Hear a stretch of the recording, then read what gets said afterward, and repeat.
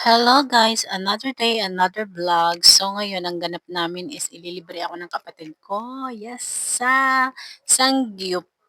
So ayan, ang gagawin ko muna dyan is syempre katatapos ko lang maligo. So syempre gagamitin na naman natin ang ating pangmalakasang skincare.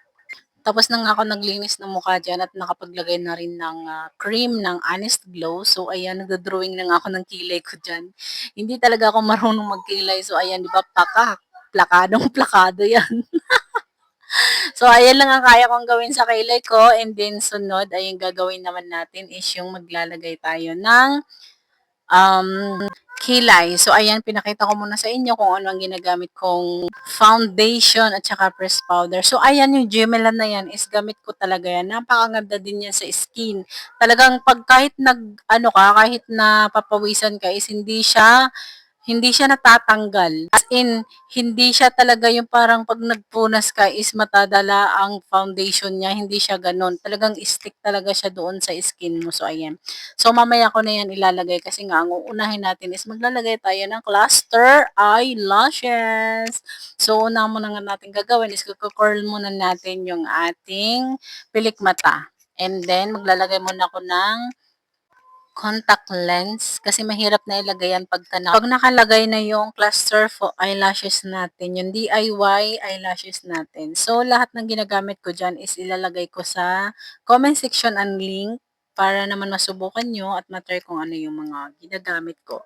Yes, so ayan, maglalagay na nga tayo ng cluster eyelashes. So, makikita din yan mamaya sa link. Ilalagay ko yan yung link sa comment section. So, ang ilalagay ko na link is ano na siya, meron na siyang tweezer na kasama, and then meron na rin siyang pandikit. Tapos meron na rin siyang pang-lock. So, ang tawag dun guys is 3-in-1 na siya. Hindi siya mahirap ikabit guys kasi nga yung mismong cluster eyelashes na yan is meron na siyang pandikit.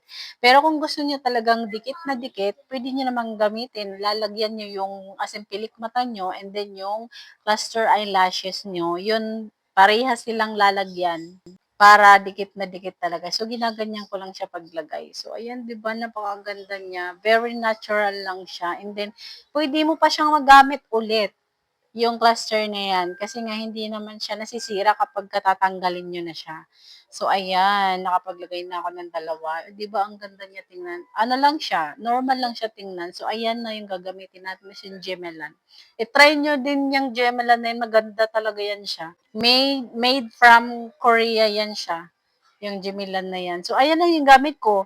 Yung kanina, yung cream, and then yung light lang na Gemelan, and then yung Gemelan na yan is 2-in-1 na siya. Meron siyang kasamang press powder na rin.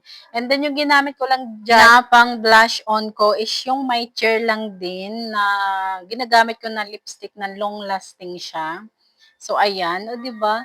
Napakaganda din na tingnan kasi nga 'di ba meron siyang radiant na kinalabasan pagkatapos kong itap-tap. O 'di ba hindi ko na kailangan ng shimmering ekilabush na mga gano'n. So ayan lang, simple lang talaga pagka ako ay nagme-makeup. Yan lang yung mga kapag umaalis ako, ayan lang yung ginagamit ko, yung mga ganyan lang. Yung kaya lang sa budget, pero maganda naman siya. Hindi talaga siya yung parang nagkikiki. Ang tawag dun kapagka napapawisan ka is nagbibitak-bitak yung mga foundation mo kasi nga 'di ba na over na yun. Pero yan hindi talaga siya. Pero ang suggest ko sa inyo kapagka gusto niyong hindi cakey yung makeup niyo, syempre mag-ano kayo, mag-skincare talaga kayo kasi ayan talaga yung nakakapagpa-balance sa skin fair natin. O 'di ba? Yan yung final look natin. Simple lang, 'di ba? Ang kilay natin pakak na pakak. Hindi ko kasi alam kung paano talaga. Ganyan talaga ako magkilay before pa. Kaya pasensya na kayo kung gaano kakapal yan. So, ayan yung outfit natin for the day. So, yung anak ko, siya na yung namili ng susuotin niya. Magja-jacket daw siya kasi malamig daw doon. Kasi nung last time namin na kumain doon, nilamig talaga siya.